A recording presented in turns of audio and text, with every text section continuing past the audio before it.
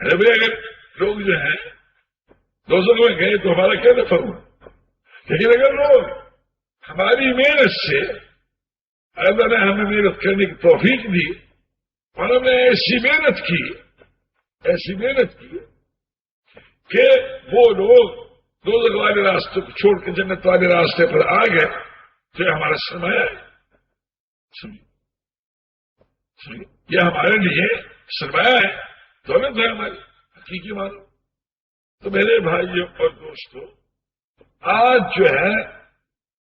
وہ بھائی ہم نے جو سب سے پہلی پیدل حجاز کی جماعت بھیجی، وہ پیدل حج کی جماعت کہلائی. اس کے بعد تو حضرت نے نام بدلے پیدل حجاز کے. تو ایک جوان خوب ماشاءاللہ کام کرنے والا دیکھیے حجاز چاہتی ہی جماعت کو چھوڑ اور جناب بدروں میں چلا جائے شادی کے لیے. وہ بغیر اس کے جب ویزا تو تھا نہیں تو شرطے والے اسے پکڑ کے پھر ان کو دے دیں. اس کے بعد وہ پھر بھاگ جائے. چلتے آخر مدینہ مرا پہنچ گئے. مدینہ پر جب جماعت گشت کرے تو گشت نہ کرے، جب تعلیم کرے تعلیم نہ کرے، جب کھانے کا وقت آئے تو آپ کا بیٹھ جائے. یہ یہاں مکہ موضوع طواف کر رہا ہے، لوگ تعلیم کر رہے ہیں، گشت کر رہے ہیں، طواف کر رہے ہیں. جب کھانے کا وقت آئے تو بیٹھ جائے. آخر بڑی سیت خان وغیرہ نے اب منشی بشیر صاحب بھی گئے ہوئے تھے. انہوں نے کہا بھائی یہ تو امیر کی تو مان کے چلتا نہیں، اس لیے اس کو پاکستان رخصت کرو. لو بھائی میں اس مشورے تھا نہیں. اب ہم یہ ہوائی اڈے جا رہے تھے جدے میں مودی شیخ کا صبر میں. تو میں نے کہا مودی صاحب سے، میں نے کہا مودی صاحب آج تک تو ہم نے سنا یہ تھا کہ تبلیغ ہے نہ ماننے والوں کے لیے، اور آپ حضرات کے فیصلے سے یہ پتہ چلا کہ یہ تبلیغ ہے ماننے والوں کے لیے.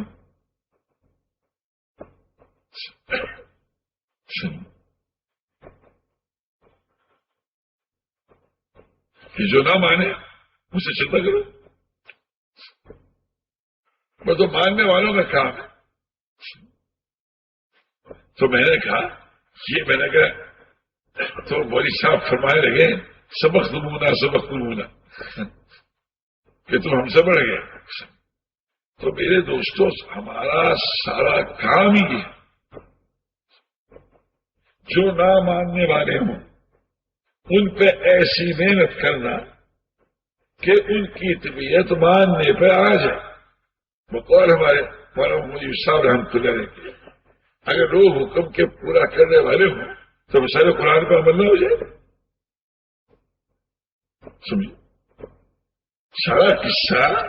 ماننے کا تو ہے. تو ہر آدمی پہ اتنی محنت کرنا کہ وہ آدمی اس کی طبیعت ماننے پر آ جائے، چاہنے لگے، اس پہ ایسی محنت کرنا، یہ ہے سیکھنے کی بات. اور تبلیغ جو ہے میرے دوستوں،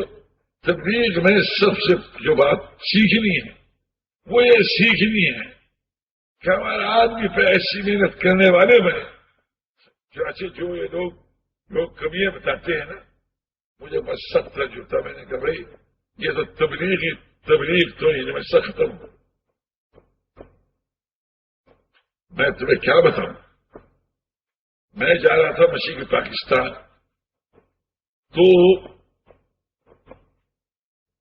وہاں درشنا اسٹیشن تھا. کلکتے سے جب جاتے تھے گاڑی میں تو اس سے پہلے وہ جو تھے ہندو، وہ بیٹری کے سیل، پیڑیوں کے پتے اور اس طرح سے جو تھے وہ اس کے جو کھڑکی جو ڈالتے ہیں اس کے نیچے یوں چڑھا دیتے تھے. جب وہ درشنا اسٹیشن گزر جاتا تھا تو اس کے بعد اس سامان کو نکالنا شروع کر دیتے. مجھے غصہ آیا. میں نے کہا بھائی یہ تو پاکستان کا نقصان ہو رہا ہے. یہ شاید کر رہے ہیں سنو اور کیا سے بہنیں کھابی تم یہ کیا کر رہے پہلے پکڑنا شروع کیا کچھ رات سارے کے سارے ہندو مسلمان میرے پیچھے پڑ گئے سمجھو کہنے گے تم اس کا کیوں روک رہا ہے مجھے بڑا خیال آیا میں نے کہا بھائی دیکھو اتنی بھی غیرت نہ رہی تو میں نے بھائی شیر صاحب کو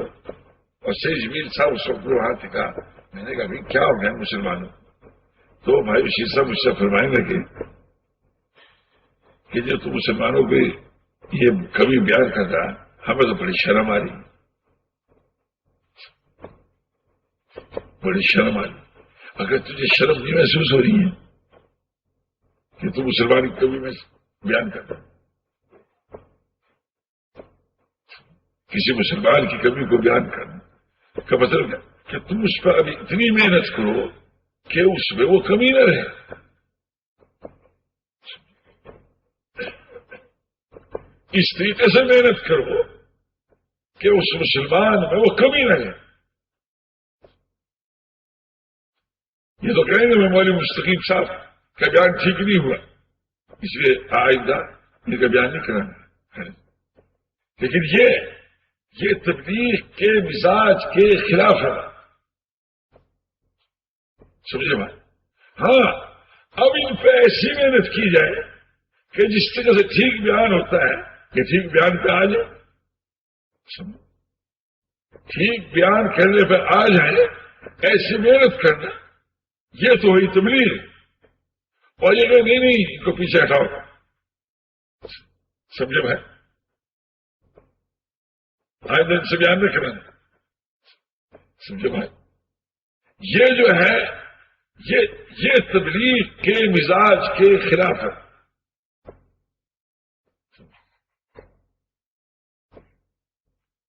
بس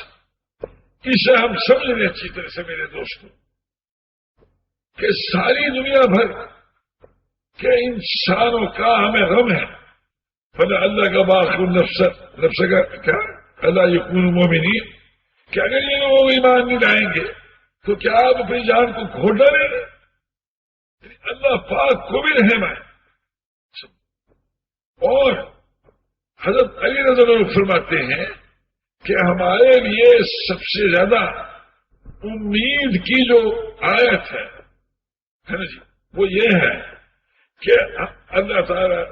نے فرمایا حضور صلی اللہ علیہ وسلم سے کہ ہم آپ کو راضی کر دیں بلا سوف یوتی کا ربو کا فتح تھا کہ ہم آپ کو راضی کر دیں اور حضور صلی اللہ علیہ وسلم راضی نہیں ہوں گے جب تک یہ سب کو جنہیں وہ داخل نہ کرا سب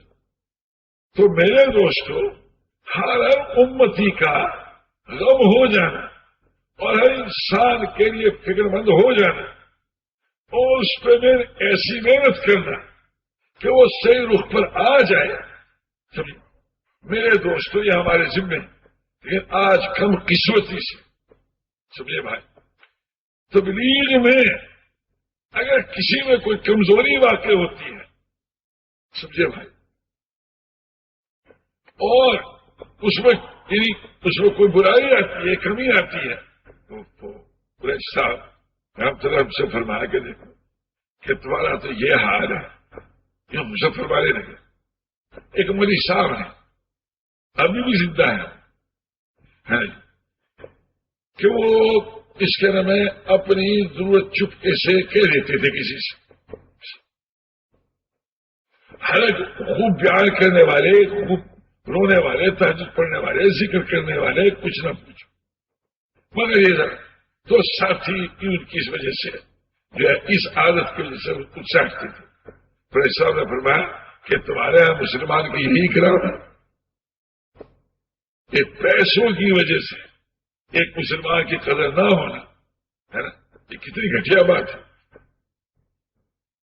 اس کا مطلب یہ ہوا کہ پیسے کی قیمت ہوئی نا تمہارے آدمی کو قیمت تو نہ ہوئی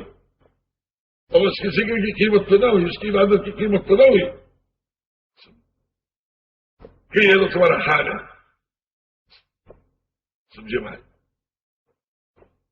تو میرے دوستو ہمیں تو یعنی ہم کسی مسلمان کو کسی سطح پہ چھوڑ نہیں سکتے. جیسے باپ جو ہے جب تک اس کا بیٹا زندہ ہے سمجھے نا جی مر نہیں جاتا اس وقت تک اس کے فکر میں لگا رہے. ان بھائی صاحب نے سنا ہے کہ وہ ان کے ضلعوں میں سے ایک ہے ان کا لڑکا دریائے راوی کا جو پورے اس کے نیچے وہ خاصا پانی ہے اس میں کہ وہ ڈوب گیا اور جانوروں نے جو اس میں پانی میں تھے انہوں نے اس کو کھا لیا. جو اس کی لاش نکالی